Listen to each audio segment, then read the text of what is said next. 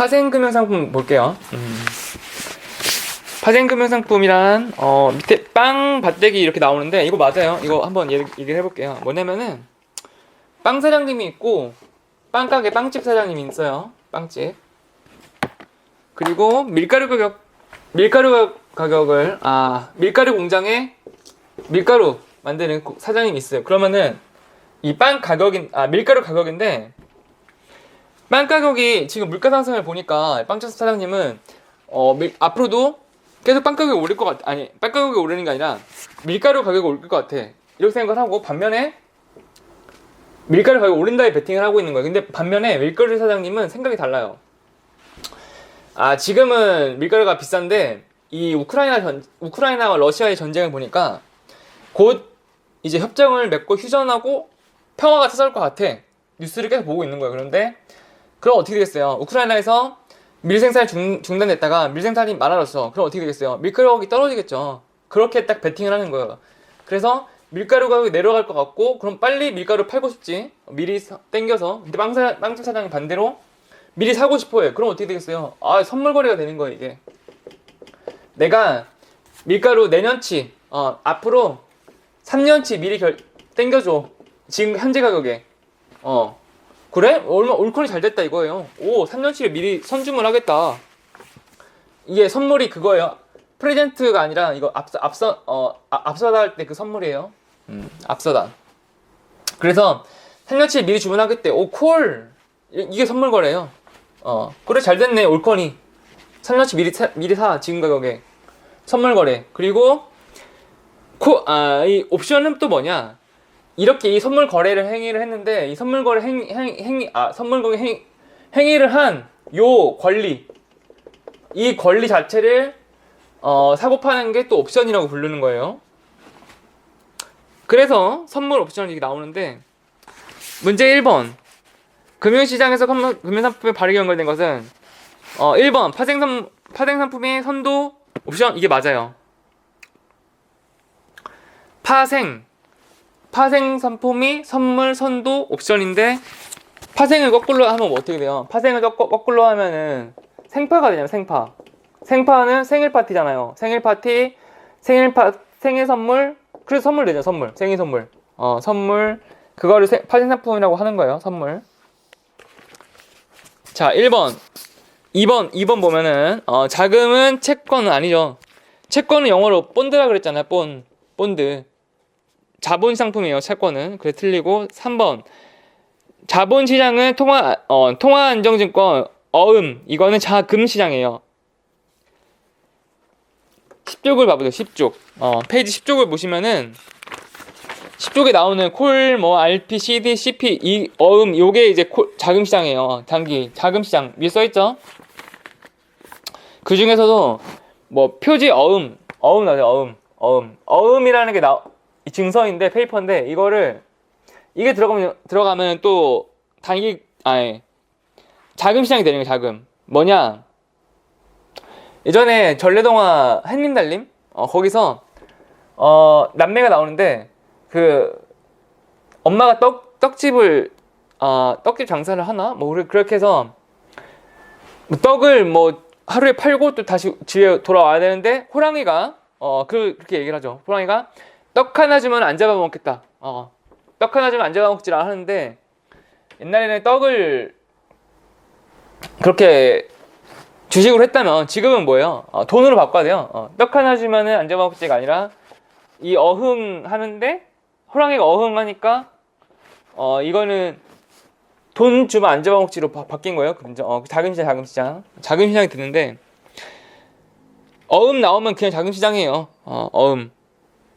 그리고 4번 외환시장은 콜은 자금이에요. 자금. 그리고 선물은 파생. 그래서 외환이라 짝을 지었으니 틀렸죠. 1번이 정답이 되고 2번은 파생금융상품. 서로 맞바꾼다. 수합이 수합. 맞바꾸는 게 수합. 그리고 한국은행이 이제 금리가 나와요. 한국은행의 금리 정책.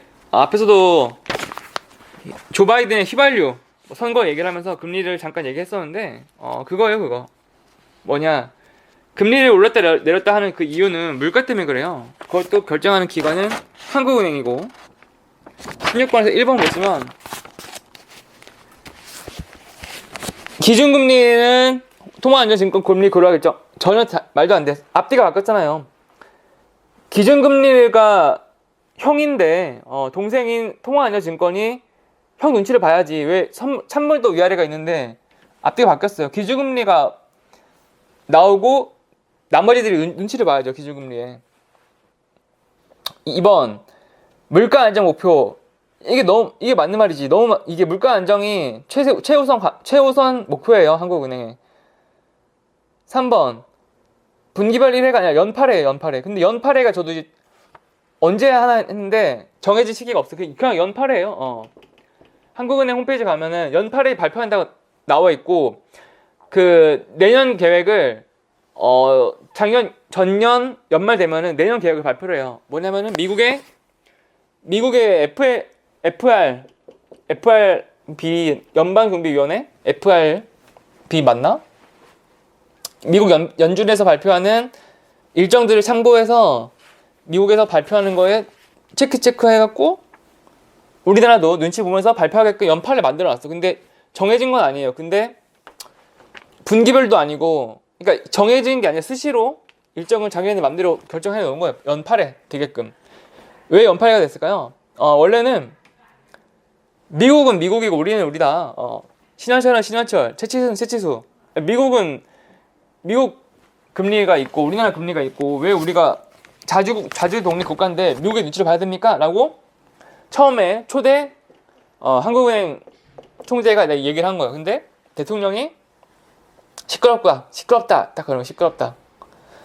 미국의 금리를 참고를 해서 우리나라는 발표하면 된다. 딱 그렇게 못을 박은 거야. 근데 한국은행 총재가 너무 열이 받았어. 그래서 하도 열받으니까 어떻게 해야 되겠어요? 원래는 18이라고 하고 싶었던 거를 연 18에 자기 하고 싶었어. 근데 너무 18 하면 욕을 할 수는 없잖아. 그러니까 일자를 뺀 거예요. 일자만 딱 빼고 그래서 연 8회가 된 거예요. 연 8회예요. 연 8. 원래는 18인데 욕을 참 할 수 없다. 그냥 8회로 하자 해서 자기가 반박을 해서 8회로 만들어 놓은 거예요. 몰래. 4번 물가 상승이 높아질 것으로 예상되는 경우 기준금리를 이거는 이제 되게 쉬워요. 이거 암기고 나발이 필요 없고 여러분이 논리적으로 자 물가가 높아진데 어떻게 됐어요? 미국에서 휘발유값이 올라갔어. 어떻게 됐어요? 금리를 올렸죠. 왜? 휘발유값이 올라가면 금리를 인상해요. 그래서 4번 틀리죠. 왜? 휘발유값이 높다는 건 물가가 높다는 건데 물가가 높으면 어떻게 하겠어요? 물가 잡아야 될 거 아니에요. 밑으로 내려서. 그럼 어떻게 해야 돼요? 기준금리를 올려서 야 돈이 많네. 그러니까 물가가 오르네. 돈을 은행에 집어넣어. 은행으로 막 가게끔 만드는 거예요. 금리를 높여서. 그러니까 금리를 인상시키죠. 금리 인상시켰어요. 그래서 그때 휘발유값이 너무 올라서. 정답 2번이고 너무 쉽죠. 2번 너무 쉬워. 2번 보면은 매월 기준금리 아니죠. 18은 아니고 연팔에. 3번 금리정책. 2번 한국은행은 결정식 한명조건부 채권 사용? 그런 건 없어요. 그냥 기준금리는 물가 동향, 국내외 경제 상황 이렇게 나오는데 실질적으로는 미국 금리를 다 참고해요. 형님이 어떻게 하나 잘 계속 쳐다보다가 형님이 금리를 내려 미국에서. 그럼 우리나라도 똑같이 내리고 요렇게 해요. 해외 그 요건을 고려하는 게 맞죠. 3번 자금 공급이 늘어나면 금리 상승. 4번 4번이 델몬트 100% 주스. 4번이 너무 옳은 말이야. 그럼 정답 4번 바로 가야 돼요. 오렌지 주스, 오렌지 주스의 농도가 과즙 100%가 있고 과즙 70% 막 있듯이 불순물을 안 섞였어요. 4번은 너무 100% 맞는 지당한 말이에요. 4번은 오차가 없잖아요. 그래서 4번 가는 거예요. 바로 정답으로. 3번 보면 자금 공급이 늘어나면 금리 상승이라고 나오는데 이것도 되게 중요해요. 자금 공급이라는 말이 뭘까요?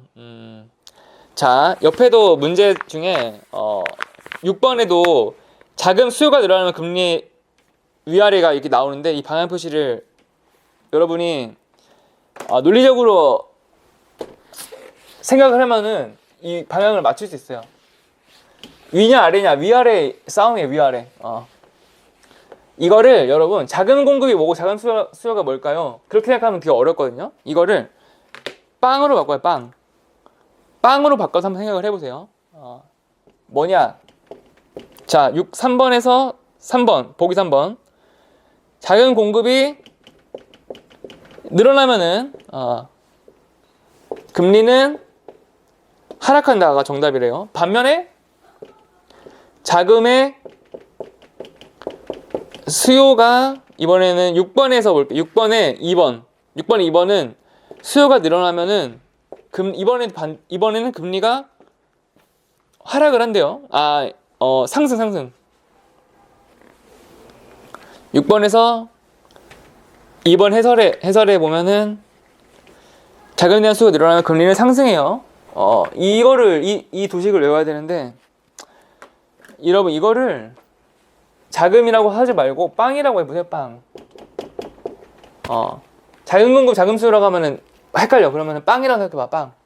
자, 빵을 공급이 늘어났어. 뭐예요? 그러니까 빵이 이번에 풍년이 나서 밀가루 생산이 많아. 빵을 막 많이 만들었어. 근데 빵 공급이 늘어난 거예요. 빵을 많이 만들었어. 근데 사람들이 빵을 너무 많이 만들었더니 사 먹는 것도 한계가 있잖아요. 그래서 빵이 안 팔려. 그럼 어떻게 해야 되겠어요? 빵이 너무 많이 버려질 위기야. 빵이 너무. 그럼 어떻게 해야겠어요? 빵 가격을 내려야겠죠. 근데 빵 가격을 내릴 수가 없어. 왜? 빵 가격을 내리자니 최저임금도 있고 알바생도 써야 되고 사장 입장에서도 난처한 거예요. 빵 가격 내릴 수 없어. 어떻게 하겠어요? 금리를 내려. 금리를. 이게 엄청난 효과예요. 왜? 한국은행에서 딱 보니까 빵 공급이 많아졌어. 그러면은 금리를 내려버려요. 왜? 금리가 낮아졌어. 어떻게 하겠어 사람들이? 은행 금리가 3% 주다가 1%로 막 내려가. 점점점. 그러면 돈을 막 쓰는 거야 그때는. 사람들이 돈을 쓰게끔 은행으로 돈 넣지 마. 은행 넣는 대신에 빵 사 먹어. 이렇게 해갖고 금리를 내려버리는 거예요. 그러면은 빵 가게 사장님 입장에서 좋죠. 왜? 갑자기 은행 대신에 손님들이 몰려오니까 좋잖아요. 이게 해결책이에요. 금리 내리는 게. 반대로 이번에는 이거 빵이라고 또 바꿔봐. 빵 수요가 높아졌다. 뭐예요? 사람들이 코로나 락다운 했어. 코로나에서 밖에 못 나가다가 이제 코로나 해제했어. 락다운 해제하니까 사람들이 빵 사 먹겠다고 막 갑자기 막 튀어나오는 거예요. 안 가던 막 여행도 가고 국내 여행 막 가고 야 놀자. 사람들도 만나고 막 빵을 막 많이 사 먹겠다. 그럼 어떻게 하겠어요? 빵이 막 사는 사람들이 많아. 그럼 어떻게 하겠어요?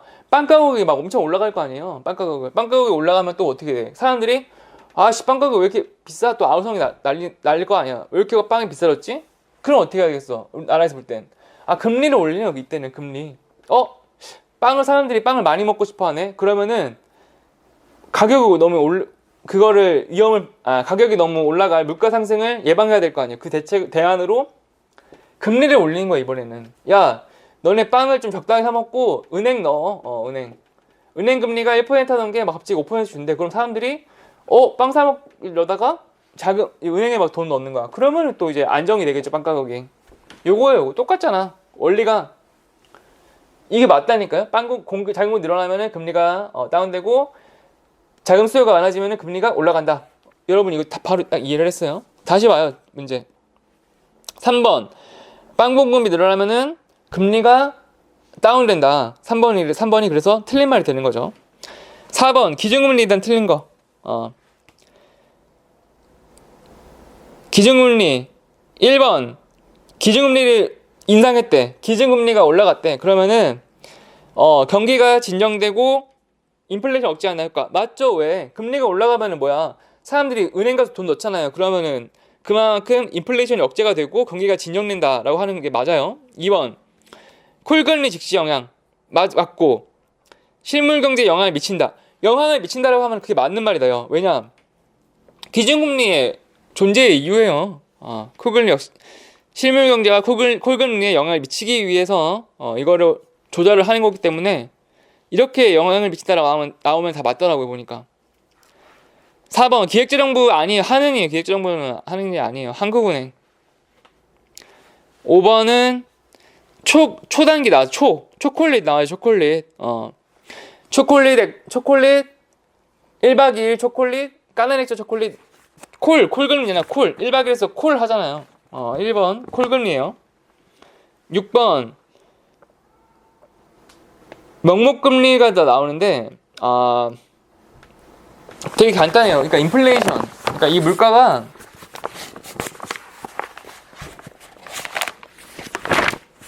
물가라는 게 사람들이 물가 체감 경기라는 게 있어요. 체감 경기. 뭐냐면은 금리가 현행 금리가 5%를 못을 박았어, 한국은행에서. 근데 지금 보니까 런치플레이션이라고 막 물가가 어마어마한 거예요. 물가가 한 10%씩 올라 1년에. 그러면 이게 지금 어떻게 된 거예요? 이게 지금 기준금리는 5%인데 물가가 10%씩 막 엄청 뛰어. 그러면 사람들이 실질적으로 뭐라고 느끼겠어요? 둘이 빼봐.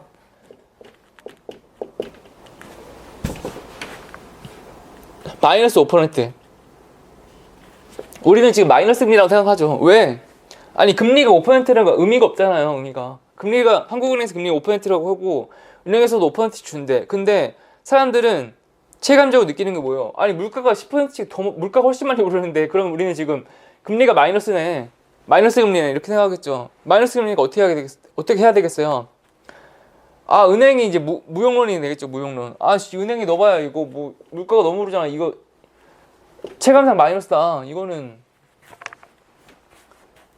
물가를 좀 잡아주세요. 이렇게 하겠지. 이럴 때는.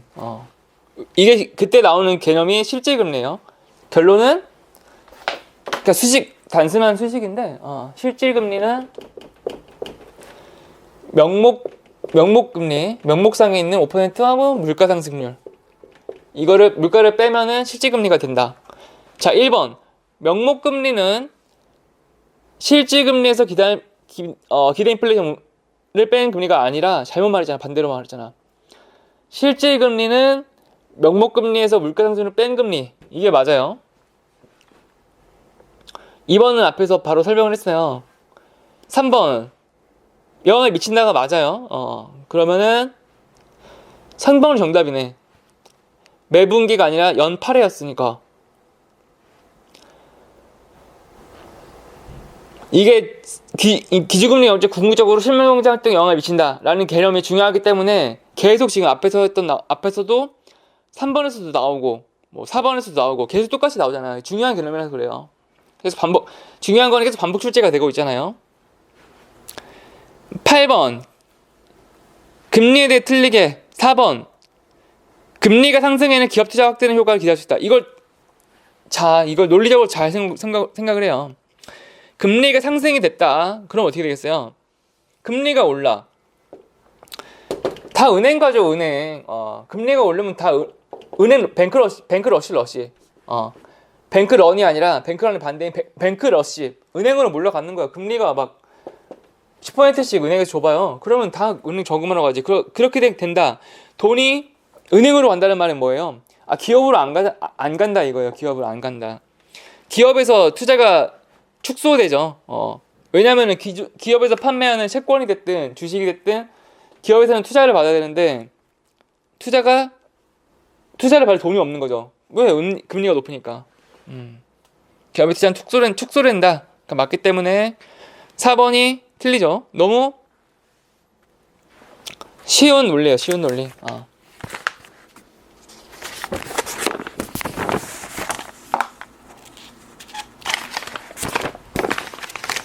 여기서까지 보고 다음 강좌로 넘어가서 또 보도록 할게요.